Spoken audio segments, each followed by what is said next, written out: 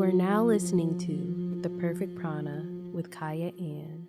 What's poppin'? What's good? You're listening to The Perfect Prana Show on 88.1 FM WCRX, also available on Apple, Spotify, and now YouTube. I'm Kyah Ann, your host and a yogi, and I am on my spring break right now, and I am still here with you guys because I am dedicated, I'm devoted, and that will make sense by the end of the episode. But I have a lot in store for you guys today. Of course, I have yoga news where I talk about what's going on in the world, how it relates to yoga controversies, yoga heals, where I bring on a very special guest and talk to them about their practice and the power of yoga, and the weekly wellness challenge where I have been following the 8 limbs of yoga. Before we get into all of that, let's center ourselves. Let's take this moment to go inward, to focus on our breath, focus on our prana. Prana translating to breath, as in the breath of life. Our life energy force are many translations. Prana has many translations, but let's focus on it. The very basic component of life. Let's focus on it. Let's focus on our breath. So no matter where you're at, whether you are in your car, you're on a walk, you're sitting on your couch, you're laying in your bed, whatever you're doing, begin to lengthen out your spine. If you're sitting down, come into your sit bones, create a nice line of energy from your tailbone to your crown. If you're standing, ground your feet, and again, create that line of energy. And if you're laying down, just lengthen out your spine so breath can effortlessly move through you. Bring awareness to your entire body, into your senses. What do you taste? What do you see? What do you smell?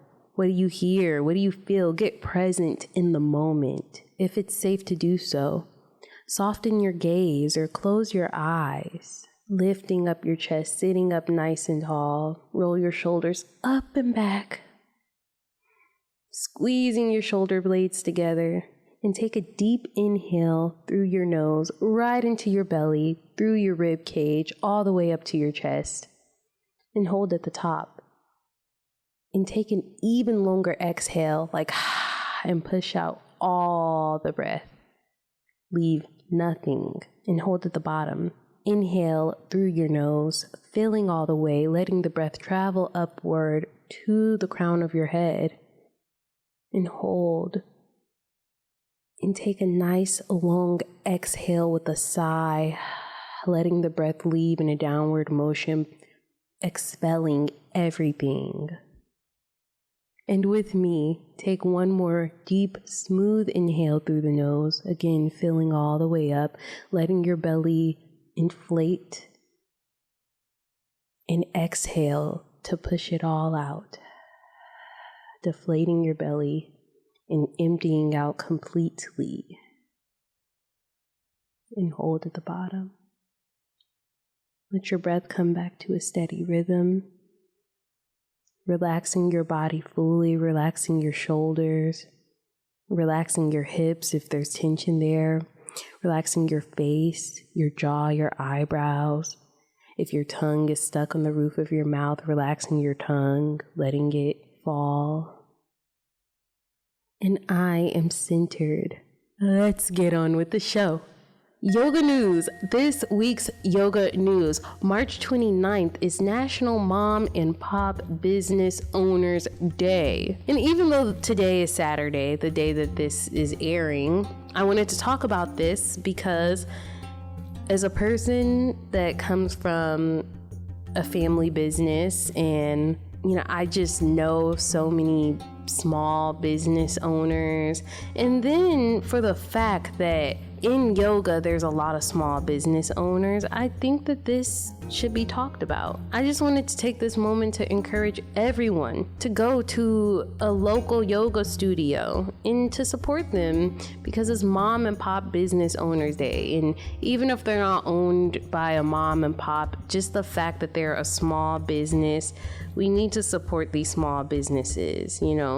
Corporations are like, okay, whatever, but small businesses are where all the heart, where all the character is. And I think there's a lot of virtue in the small business. So whenever we can support, let's do it. And we can definitely support through yoga. So if you're looking for some yoga studios to go to in Chicago or St. Louis, then follow me on Instagram at consistently Kyah, consistently spelled with a K, Kyah spelled Kyah, and I will actually post some yoga studios that you can go and support if you're in the Chicago or St. Louis area. Google exists, so Google it, find a studio you want to support, and go support it. Next, the other thing I wanted to talk about is March 30th, which is National Take a Walk in the Park Day. Also thought this was a good day to talk about because,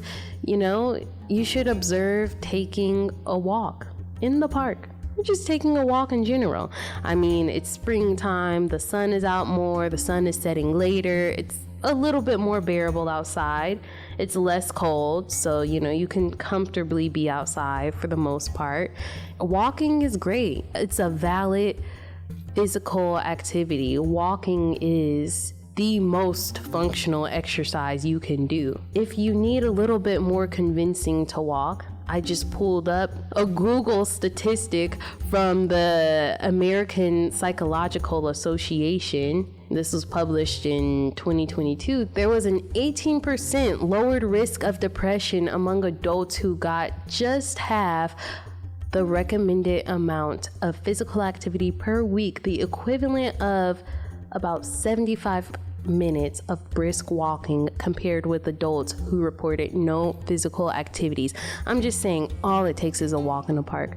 75 minutes per week is nothing. You could split that up between days. You could do that in one day, however you like to do it. But I say, this is airing on a Saturday, go on a walk today if you can. I really hope that you can and observe this national day. It's really good and important. And then you can also practice yoga while doing this. You can simultaneously yoke your mind, body, and spirit while going on a walk. Amazing. Being present in the moment, tuning into your body, practicing self-awareness. Yoking the mind, body, and spirit is actually very complex the more and more I'm learning about it, but you can still practice it while walking. So I encourage everybody to go on a walk. Definitely, especially for depression. Let's end this seasonal depression for once. So but it definitely will help just to boost your mood, boost your mental health, boost your physical health. Next, human brains are getting bigger. Here's why that's good news. And before I really get into the story, I just want to say that it's funny that when I was younger, as a teenager, I used to say I hate science. I just hated it as a subject, and I'm not gonna say I like it now or anything, because if I have to take a chemistry class, I'm still oh my gosh. But I will say this, that I used to say that I hate science, and it's just so funny that I'm sitting up here talking about science right now and reading these science articles and discussing the topics, because if you would have told me this in 2018, 2017, 2015, if you would have told me, hey Kyah, you're gonna be talking about science, I would have been oh my gosh, what? Sounds so unlike me. But I have taken an interest in some aspects of science, as I've taken an interest in wellness and health and all that jazz. So yeah, I just wanted to throw that out there. I thought it was interesting. But anyways, back to the human brain getting bigger. Yeah, so I just found this article somewhere, which, by the way, I will link everything I'm talking about in the show notes. So if you want to see the articles or the study that I read or whatever, I will put it in the show notes. So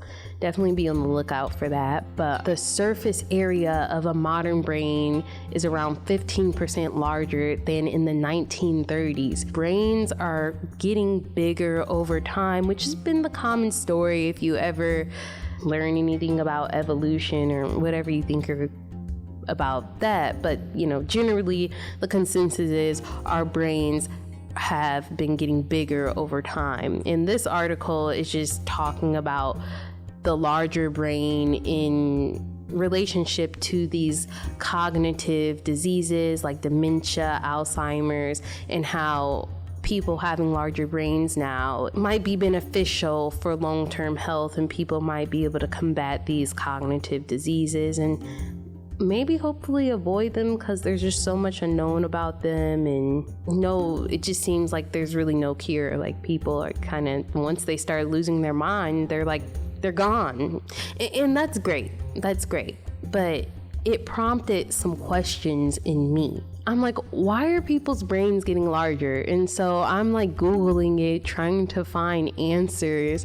Like, why are people getting larger brains? And all I could see is stuff about evolution and this and that. But I just feel like, that explanation just isn't doing it for me, because I'm like, the world is so messed up. We're taking in so many toxins.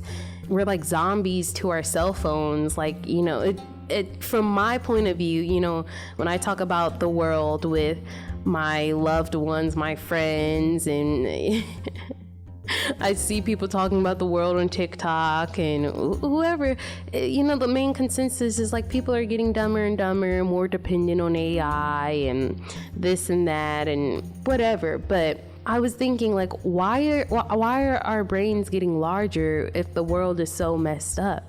And it just got me thinking, like, maybe it's just because the time period we're living in is booming. Like, the access that we have to knowledge is crazy, but it is like we have to learn how to master it. That the technology can master us and take advantage of us, and like, again, we can become zombies to it. But the fact that I have the internet, I can learn anything at my own will, like at any time. We have knowledge just so effortlessly and at our fingertips. The fact that I could sit on this show and talk to you guys about these articles and statistics and these facts, it's because I have the internet. I have this knowledge, this infinite knowledge. Maybe that's why our brains are getting larger, is because the access that we have to knowledge. I don't know. Also thinking about, okay, why are our brains getting larger? It sent me to a place of gratitude. Again, I'm like, the world is so messed up, yet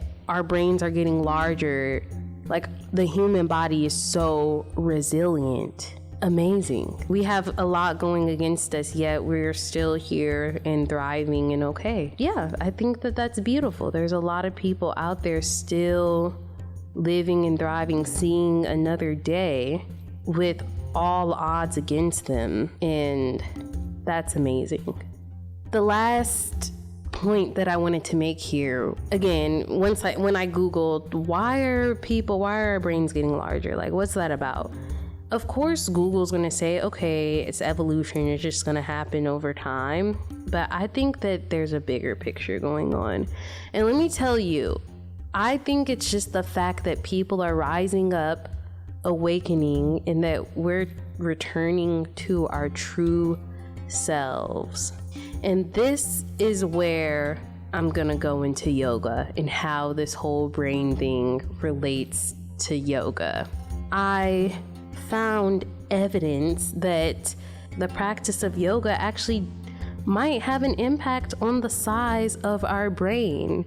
There was a systematic review of the literature about yoga effects on brain health.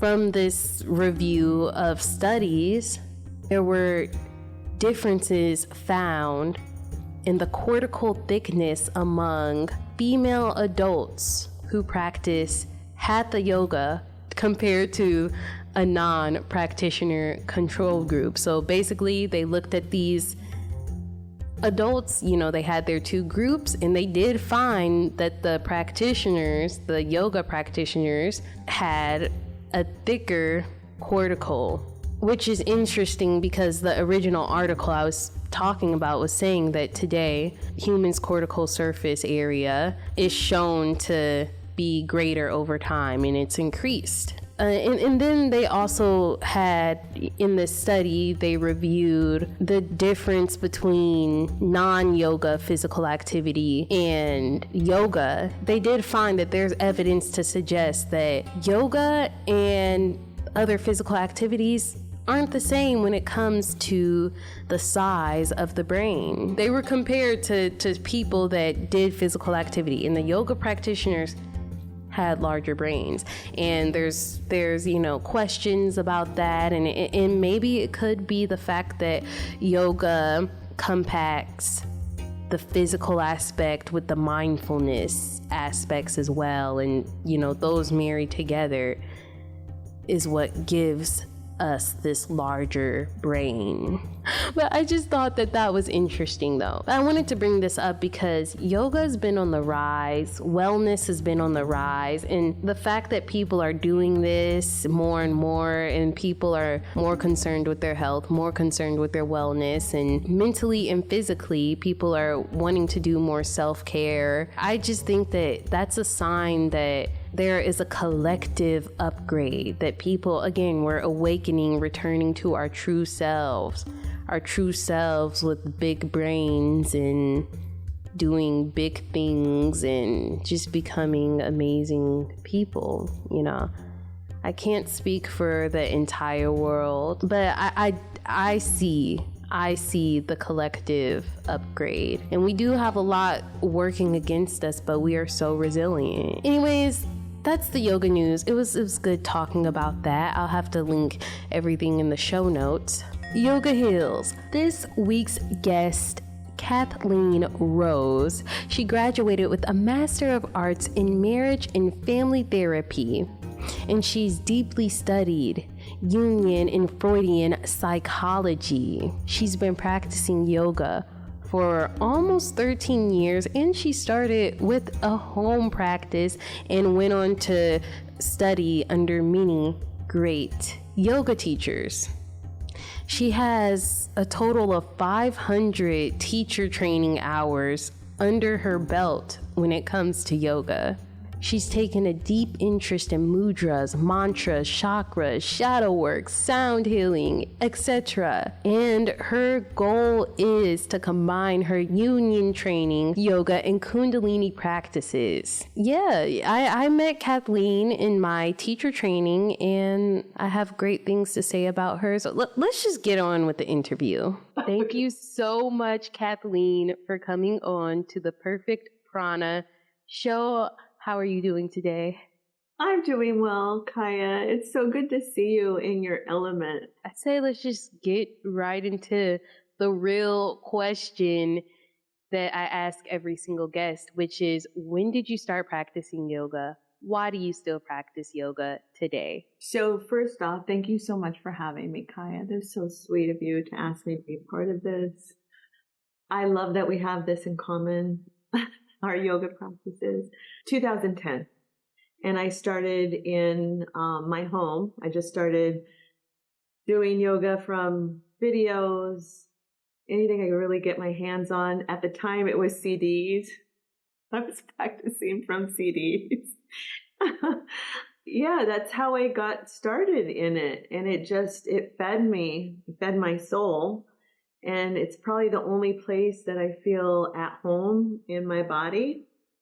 So it's the reason why I still practice. What drew you into yoga? That it helped me get in touch with myself, like in a whole new way. So I felt stronger in my body, being able to do certain poses, and it felt peaceful. So at the same time that it was difficult and hard, there was an ease and a flow to it. So I guess those two things are what drew me in. Before then, I was doing lots of cardio, working out, but I really never felt a level of ease in my body, and then also building strength at the same time. So that was unusual, having those two. I definitely can see how you feel that way, honestly, because before I started seriously getting into my yoga practice, I also had a background with like super hardcore working out. And it's nice and it has its place and it's good. Like, okay, I can do hard things, but with yoga, I have experienced that feeling of ease that you talk about, and but you still feel strong at the same time. But you might surprise yourself where it's like, I just did this and it felt easy, but my alignment, everything felt correct. Nothing's really hurting, or it's a powerful experience. It's hard to capture that and to really kind of put it in a capsule because it feels like almost like a drug for me. Like when I take it, I feel so elated when I get to that place of it's hard, but it's easy at the same time. Because I don't know if that makes sense. I guess my next question for you was kind of when you began to practice yoga, did you see that impact your life in general outside of yoga with your job or with your relationships? Could you talk a little bit about that? I think probably the biggest impact on my yoga practice was the teaching that I've had along the way. So the instructors that I've had have helped me formulate a philosophy to life through my yoga practice. So one of the things that they taught me was how you show up on your mat is how you show up in life.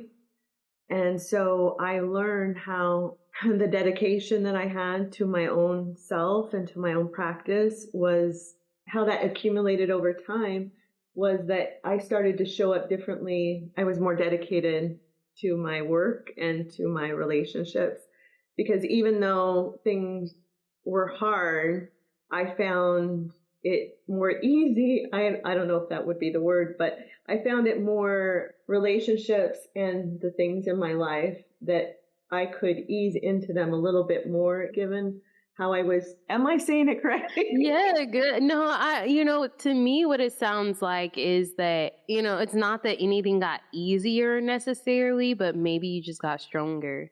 That's like a common thing. Like life it does not get easier. Everything is hard, but we just get the strength and the durability to deal with Yes. this thing called life.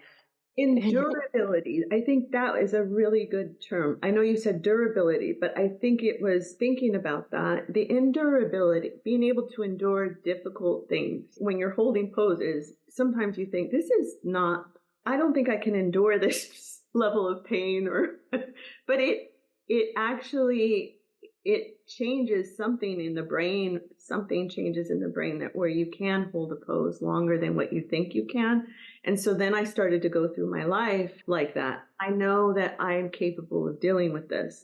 I can endure this. That is relatable. And I used to feel like that with any type of movement, but yoga does bring just a different aspect for me, just because it offers like a self-awareness and kind of makes you scan your body, like give yourself physical therapy, basically. See, like if this is actually causing you pain, maybe something needs to be switched around or changed, or like, so that's something that I just appreciate about yoga. I agree with you 100%. That's what also got me into it was the idea that when you're holding a pose and something does hurt, that there are other micro muscles that aren't developed yet, but that you can actually lean into those and develop them, these like little micro muscles that can help support that pose. And so what I realized through my teachers is that I can develop other muscles that will help lengthen or support me. So that was really cool when I discovered that piece. I'm curious about your teachers. Like, where did you find them at, or where did they find you at? And was there anything else really impactful that they taught you? So I kind of go through life in the same way. I'm a Jungian, so I practice. My practice is based on Carl Jung and his teachings and his psychology. And so I pretty much do my life like that. So the way that I've understood the clients were the practice that I've built is that I get the clients that I need.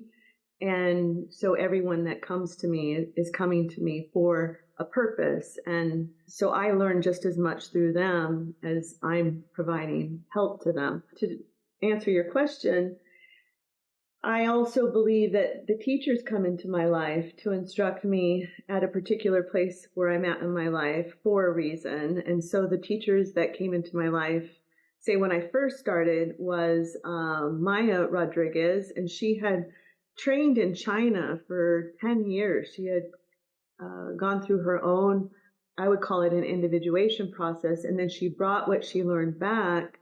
And so when she came back, she taught from this place that I really never had been instructed from, and that was a more Eastern perspective. And so she brought all of that back, and so I learned so much from her, and that was pretty much how I learned about the micro muscles. She wouldn't teach a typical class. So how she would teach a class is she would have us do these really strange exercises, and I couldn't really understand, why is she having us do that? This is not yoga. But what I learned is that she would have us do these exercises to build muscles to help to support our practice. And so that's one of the things that I learned from her. And then I was instructed by Maya McGinnis. She teaches more from a philosophy of yoga, in the philosophy of yoga, which is the way that you are, that yoga is life, basically. So her teaching was more around who you show up on your mat is how you are in life, or who you are in life. And so as she's teaching every single class, she's constantly giving you support or philosophies on how to go through life and how to address life struggles. I think that's all I can say about that. I kind of get lost. You're good. But what I wanted to get into next is because you mentioned Eastern philosophy. So when you began to learn more about Eastern philosophy, I understand that you work as a therapist, essentially. How did your understanding of Eastern philosophy start to impact you as a therapist? Well, I was raised in Western society, and so I came from a very dualistic type of thinking. And so when I was introduced to Jung and his understanding of psyche and our psychological development, I began to realize that one of the concepts that he introduces into this work is the idea of holding the tension of the opposites. And so he derived that from his studies and from his studies of Eastern practices, traditions. And so he came across the book of The Secret of the Golden Flower. And that was a book that was given to him somewhere like 1936, 1945. And so then when he was introduced to that, all of his psychology made sense. And so this is kind of how I understand human beings, is that we all have these oppositional experiences in our life, these conflicts, and sometimes we can't ever reconcile them. But his understanding was that we don't really necessarily have to, that we can learn how to hold the tension of the opposites, and that's kind of like our task as we go through life, is learning how to do that. So it's a non-dualistic type of thinking that we in America pretty much aren't introduced to or don't understand. And so it's basically, it's this and that, plus, it's everything together, and it's holding all the tension of the opposites in all types of directions. And the more tolerance we can build in ourselves, the more ease. It's not that suffering is ever alleviated, because we all suffer, but it helps establish a basis to figure out what the meaning is when we're able to hold the opposites. And he believed that a third would arise, something that we would never ever come to our consciousness. But as we hold that tension, then a third option or a third possibility will come into being. It kind of reminds me of like mind, body, and then spirit, because it's like my mind is obviously like my brain, basically. My body is obviously this meat sack that I'm in. And then like my spirit, it's this intangible thing where it's like, our spirit is lifted, or our spirit is, you go on the spiritual journey trying to elevate your spirit, or trying to enlighten yourself, or that's kind of what it sounds like to me. But do you have any concrete examples of these oppositions? And like, let's say I'm a client and I'm coming to you about, my mental health issues or whatever the case is. I guess, how would you approach them with this idea of like the opposite? Like, is there like an actual example that you have? Well, I also am trained in ego psychology, which is more developmental, which is more Freudian. So I actually do both. And so I kind of work with people based on where they're at developmentally. And so I work a lot with the ego. The ego is all about sustainability and making this body work and operate and, go to school and get paid and all of that and have a life, establish a business or acquire income, a job. So, and the ego has to function in that way. Otherwise we would all just, be blobs on the floor. But when it's king, when it's, sits at the head of the table, things can get really difficult in life, and it doesn't really know how to relinquish its power. So that's where, in my opinion, Jungian psychology helps come in to help support that, because Jung introduces the idea of the ego self-access. And so what his contribution was, we all have an ego, but it doesn't necessarily have to run us. And so I can go on and on this, Kyah. So essentially what has to happen is that he believed in the individuation process and that we're all moving towards healing and wholeness, but that comes from a different place. That comes from spirit. It comes from the self. And he described it as being our higher self. So that's all the potential of what we could be if we could get the ego out of the way. So my job when someone comes to see me is to see how they're grappling with that, how they're doing, say, at life in general. And sometimes what is required is ego deaths. We all go through ego deaths, which is dying to the ego in a way. And that looks different for everybody. In order to get to, say, our more truer self, or the version that we would be if our ego hadn't been injured in all the ways that it was injured. So let's say, you're holding your ego in one hand. What's the opposite of your ego? What's the opposition? The psyche or the self. So what Jung considered the psyche to be is everything that is in our consciousness, in our unconscious. So there's an unconscious that we're completely out of touch with. And that unconscious works on different levels. So it works on a personal level, a familial level, a cultural level, and a collective level, which is from the beginning of mankind till now, and can be even future oriented. So it's just a lot. I don't know. Yes, but you had another question. And then, still to this, basically we're trying to balance these oppositional forces instead of like shove one out the way. Or yes, it's helping them be in relationship with one another, so that the ego is in service to the self, the higher self. So that's kind of what my work is to help those two align, but in a way that it brings out somebody's highest good.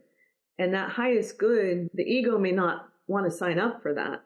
And it looks different in everyone. So it's all unique to the individual. So to your clients, what kinds of questions or things or topics, or what do you have them reflect on when you're trying to help them bring these oppositional forces into balance? What do you have ask them, or again, what do you have them reflect on? What do you assign them? And then also, could you talk a bit more about an ego death and exactly what that is? Your questions are so interesting. You're so inquisitive.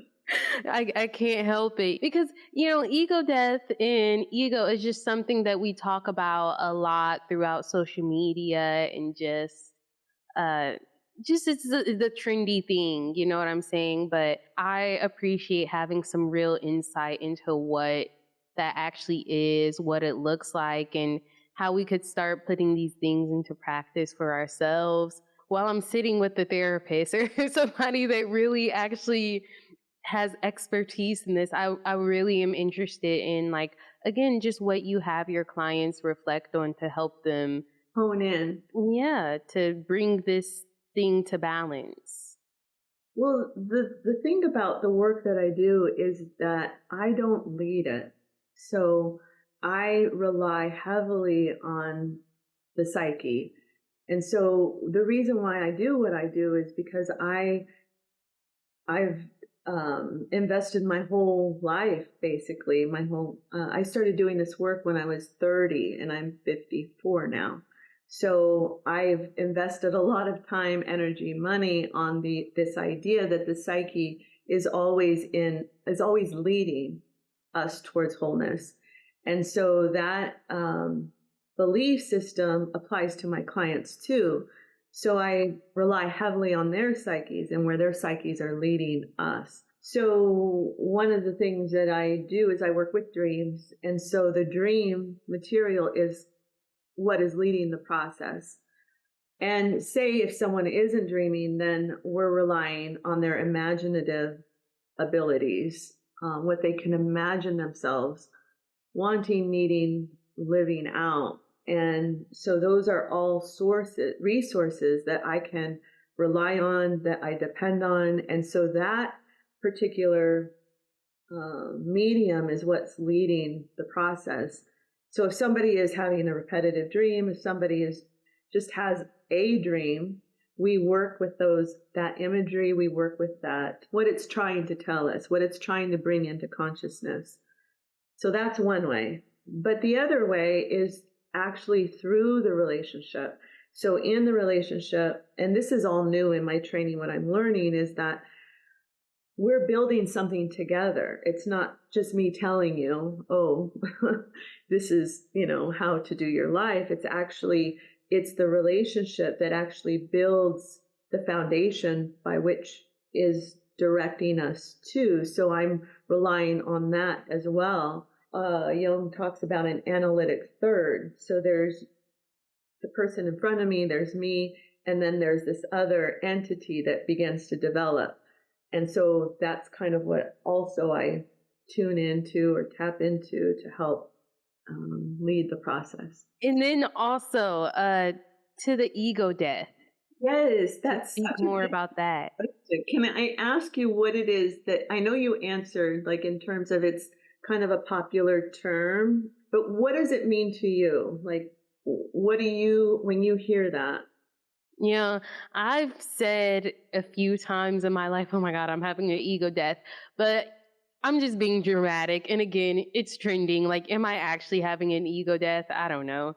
So it's kind of like, what does it mean to me? I guess, like you said, your ego is kind of what makes you do things, or makes you just how you show up in general everywhere, kind of that confidence, or kind of having at times to think that you're qualified, or like you just have to, even if you're faking it, you kind of have to psych yourself up, like really, get your ego to get you to do something, like really build your ego. Sometimes we do need a big ego.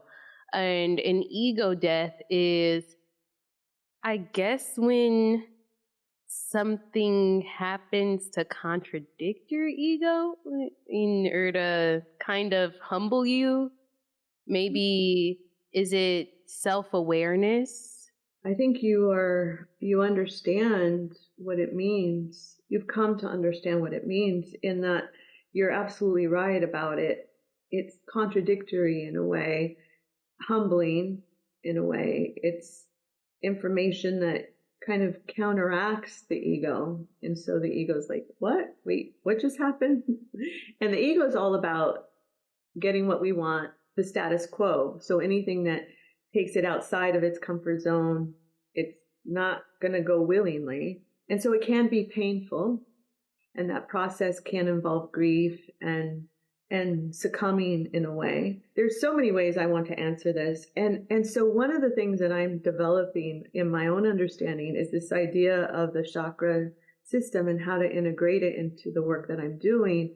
And so I always used to think about the chakras, and I still do, in terms of it being related to, the Muladhara as being the chakra of, being rooted in who I am.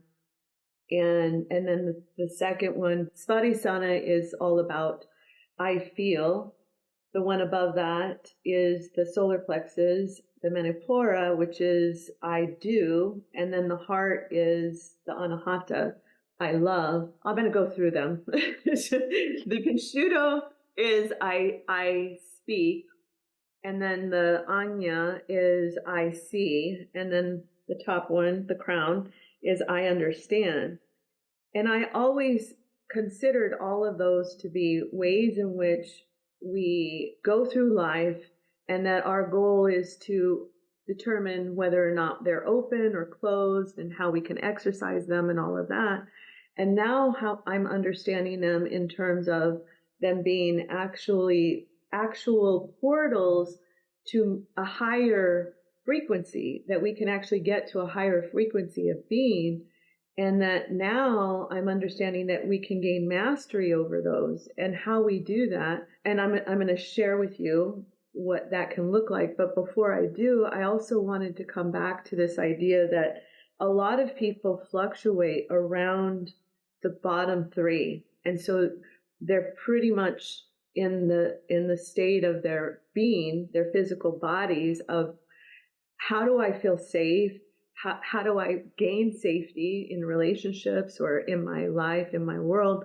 And they're operating out of that, or they're operating in how do I feel good? What makes me feel good, and looking for those resources. Or they're in a place of how do I gain power in my life? How do I stay in control? And so to me, the ego fluctuates in all of those three. And that can look very differently in anybody's life. But the fourth, and that's a higher chakra to get to, is the heart. And I believe if we can manage all of those in the way, not manage, but if we can conquer them, if we can learn how to transgress those in a way that changes our heart function, that we can then be connected to people and love and show up in kindness to ourselves first and then to other people. To me, that's when the other three can be more in alignment. And so I've learned the mastering of them is the bottom one is to not know. I have no idea what's happening and to show up, but not in a, like, I don't know, like confusion, but I don't know, like, what the next day is going to hold, what the next moment's going to hold. The next one would be to, consider that I have great empathy for others.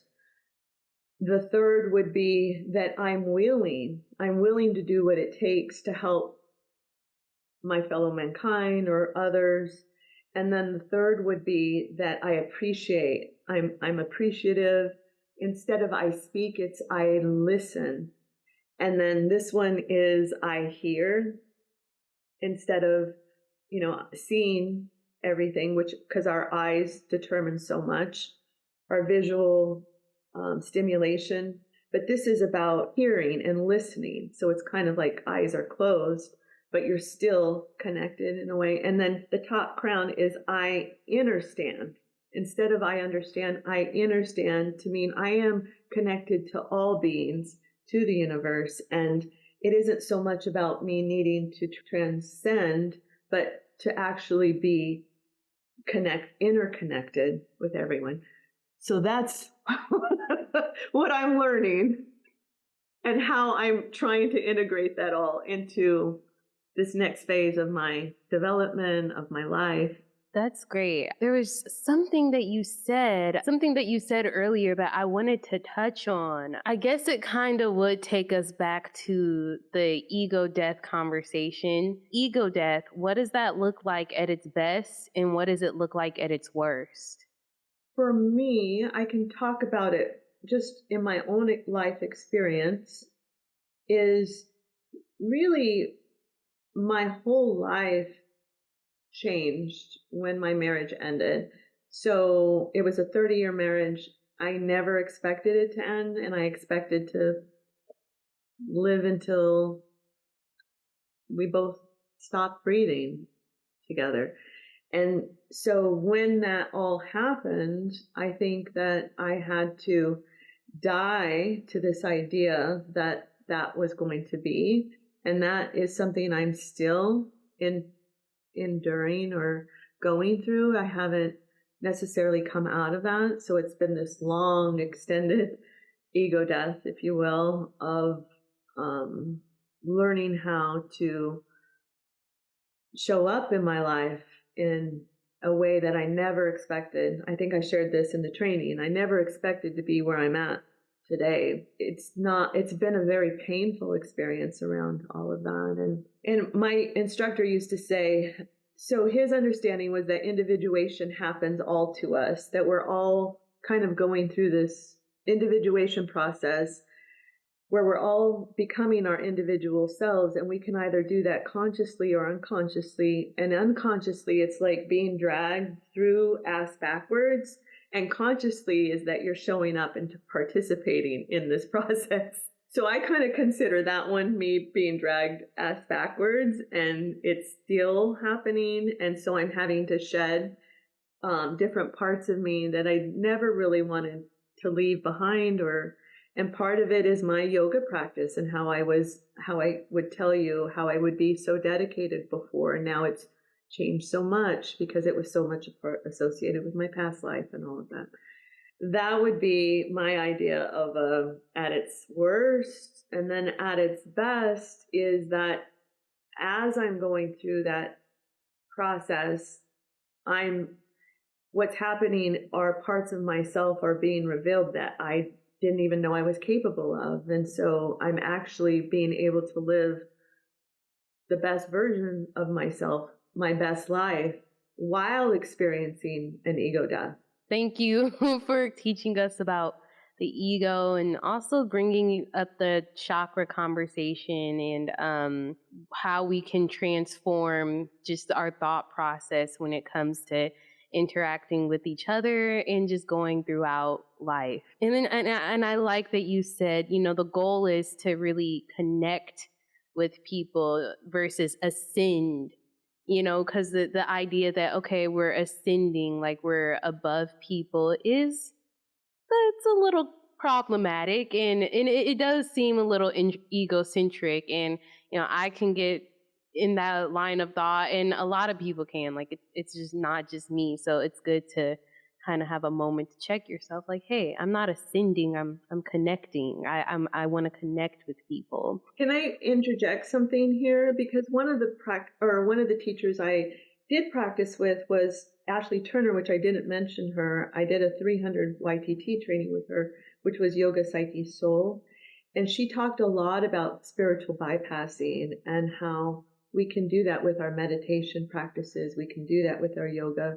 Some people do it with religion, and that term is more applied to that. It can be applied across healing practices if we end up glomming on to one, and then that lifting us up out of maybe something that we need to go through. And so I wanted to bring you back because I loved what you said at the beginning about the mind, the body, and the spirit. And that's what I learned in her class, or her instruction was she taught a lot about the koshas. And she talked about Annamaya Kosha, which is our physical body, and then the Pranamaya Kosha, which is more of our subtle body, our breath, and then the Manomaya Kosha, which is the mind, and then the Vijna, I don't know if I'm saying this correctly, Vijna Maya, which is not just our intellect, but our wisdom, like our deeper wisdom, our deeper teacher. And then the Anandamaya Kosha, which is getting to that blissful state, but it's different in that it's not transcending, like you said, ascending, but it's actually being one with the universe and connected with our humanity and also with humankind. Thank you for bringing that up. Yeah, that's a really just good way of looking at this process of healing, and really of spiritual healing and the spiritual journey, if you will. There was one last thing that I kind of just wanted to ask you. You kind of brought it up a little bit earlier. What are you working on right now within your yoga practice? Like, what are your goals? I always say, like, it's like my yoga practice broke and I didn't know how to fix it. And so this actually prompted me to go back to study all the things I had studied before that I know internally, but somehow I haven't been able to bridge that gap. And so that's pretty much what I'm trying to do right now, is I'm trying to bridge the gap of learning all of these things about mantras and mudras and, sankalpa, which is setting an intention for your practice each time you get on the mat. I think that this has helped heal that part of me. I feel this desire to go back and now want to study it and practice it from that state of mind that I used to. And so it's just bringing it all back together for me. So how do I heal that divide, that division that's happened inside of me? That's what yoga is all about. Union, bringing together the mind, body, and spirit. So you hit the nail on the head with that one. Thank you so much, Kathleen, for sharing with us all about therapy and just how you approach psychology from the Eastern perspective and chakras and egos. So what I ask every guest before we part ways is to just lead us through a quick pranayama practice of your choice. So maybe we can just gently close our eyes, become more aware of our bodies, grounding through our sit bones, lifting from the crown of our head upward, coming into a more neutral spine.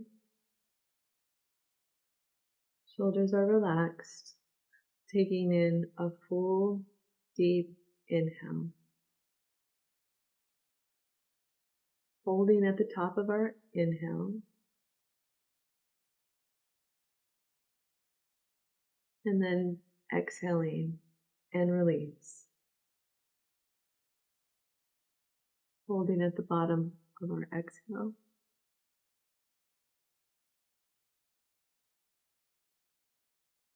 Taking in a full breath, filling up our lungs. You can take in a little bit more. Hold at the top. And then releasing it all. You can gently open your eyes. Namaste.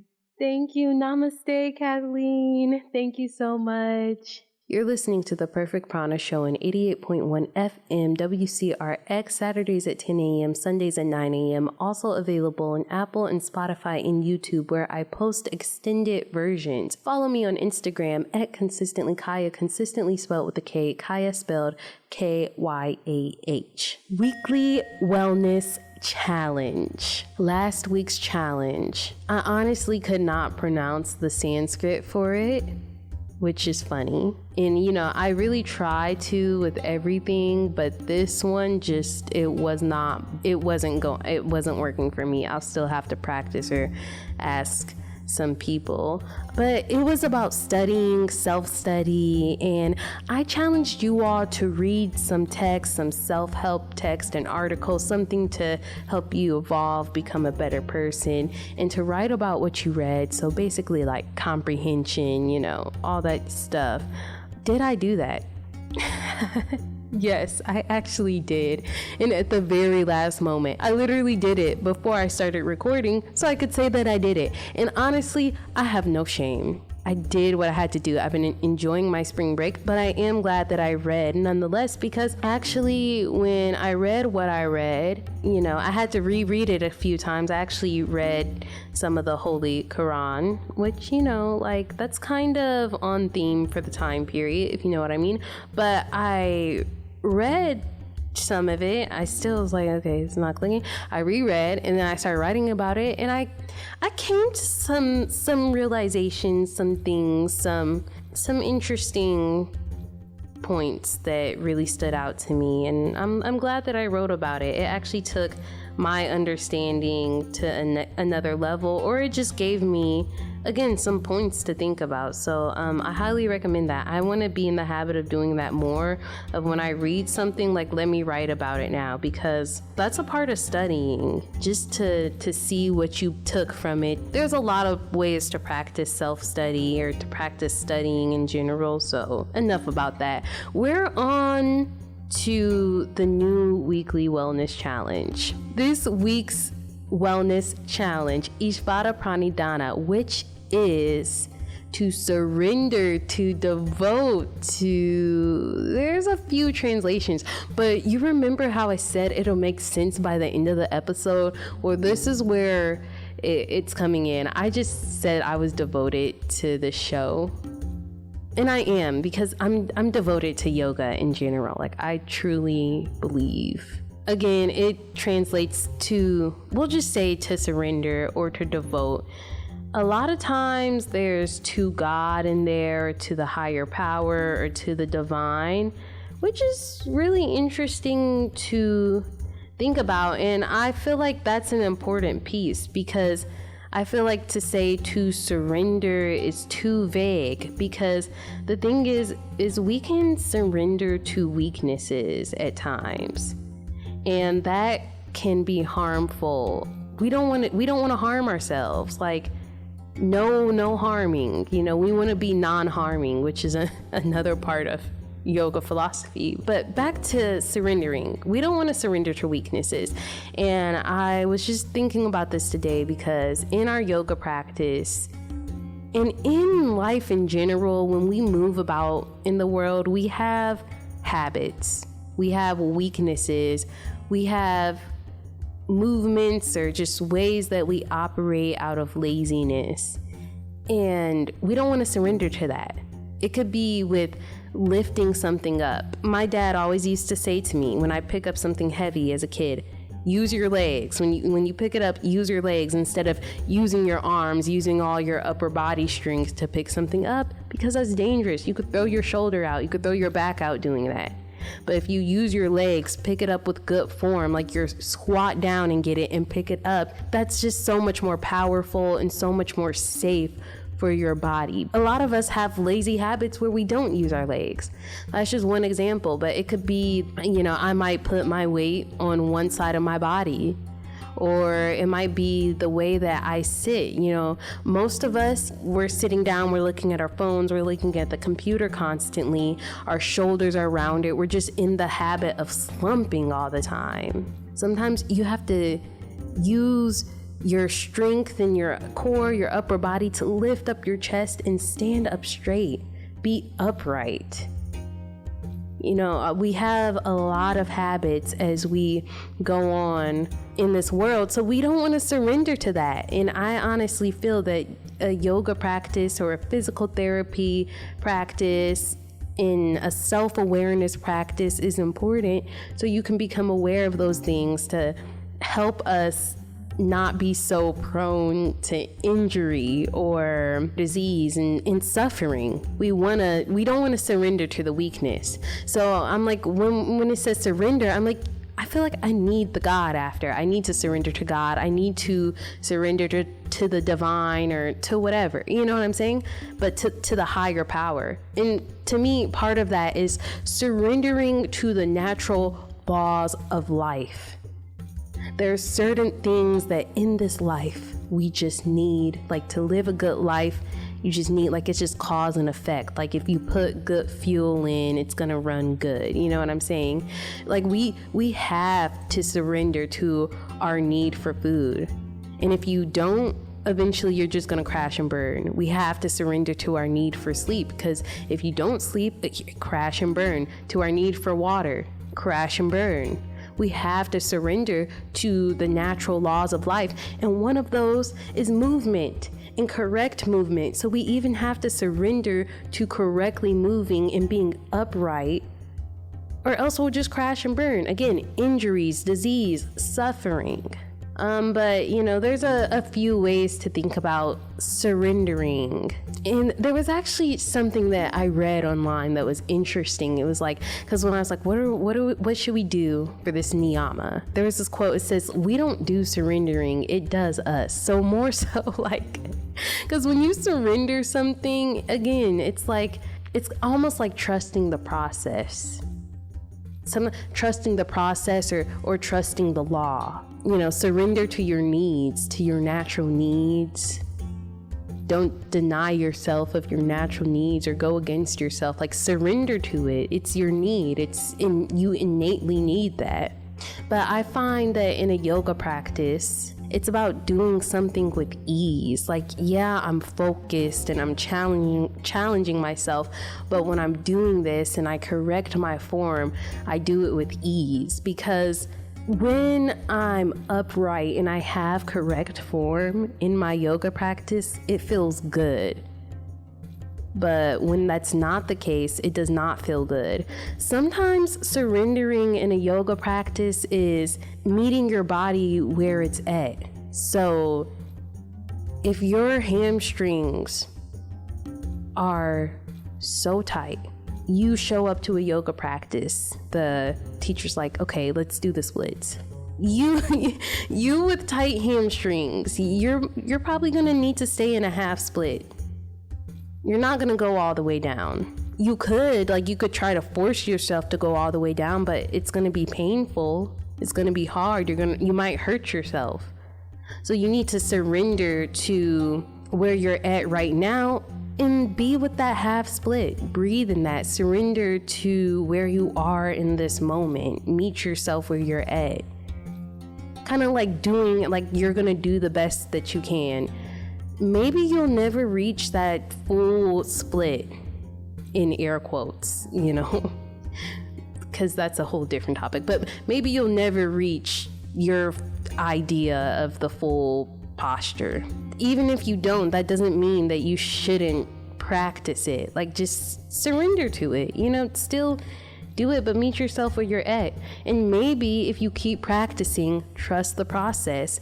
Maybe if you keep practicing, maybe one day you will get to your ideal full posture, but you can't really control that. Like, you can't really, like, maybe you're just predisposed to super tight hamstrings that barely loosen up. And so what? That doesn't make you any worse or any less of a person or whatever the case is. But with that being said, surrendering is about only focusing on the things that you can control and doing things with ease. So I wanted to make this into the weekly wellness challenge.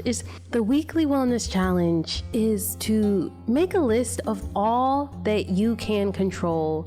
It could be right now in this present moment in your day in life, but the things that you can actually control. You don't even have to know how to control these things, but just know that these are the things that you can control. This is what you can control. We'll figure out the how later, but gaining that awareness of what you can control. Like, I don't know, just be realistic with yourself about the things that you can control and focus on those things. What can you control right now? I can't control the fact that I can't go into this full split, right? But I can control the fact right now that I practice this half split right now. All about surrendering, all about letting go of control. Surrender to the higher power, surrender to the laws of nature, not to weaknesses, not to harmful habits. Before I go, let me leave you with a quote. I got this quote from my sister. She actually took a picture of it when she was recently in New Orleans, and I was like, I like that quote, or we discussed it a little bit, and I was like, you know what? I'm inspired. I'm going to use it for my show. It's something that I have examined. The quote is, "The river of time flows into the ocean of eternity." And at first I was like, huh? And let's put this in the context of surrendering, honestly, because some people say that we have a short time on Earth, and that's all up for debate. You know, who knows how long we have on Earth?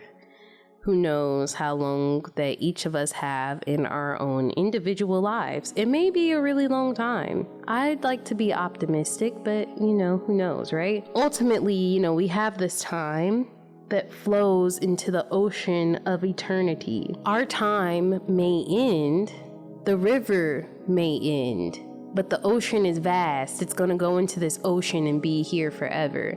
And to me, in the ocean would be our legacy. Like, our life ends, but our legacy might not end. There's so much that we have access to now, to where the person that wrote this has been dead and gone so long ago, but we still have their legacy. So again, in the context of surrendering, like, you know, I know that my time will end, but let me try to sow good seeds now and have good, nice, clean, pure water now, or however you want to look at that, so that my legacy, that when it goes into this vast ocean, that it can live on, because the goal is to live. I love life. Anyways, that's it. Thank you guys so much for tuning in to the Perfect Prana Show on 88.1 FM WCRX, also available on Apple, Spotify, and YouTube, where I will be posting an extended version. I will say, the light and darkness in me sees the light and darkness in you. Namaste.